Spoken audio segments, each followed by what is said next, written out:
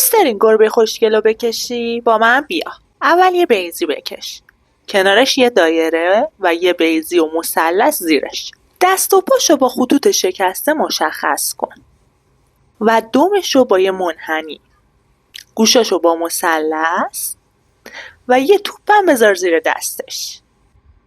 طرحتو با پاکن کم رنگ کن، به شکل‌های ساده هندسی که قرار داده بودی حجم بده، با فرم‌ها، خطوط و انحناها شکل گربه رو از توش بکش بیرون. زاویه چشم‌ها رو نسبت به هم مشخص کن و چشم راستش رو کوچیک‌تر بکش. با مداد توسی تیره قسمت‌هایی مثل زیر شکم، زیر سینه، روی کمر و کناره‌های دست و پاشو و قسمت‌هایی که من سایه زدم رو تو هم سایه بزن.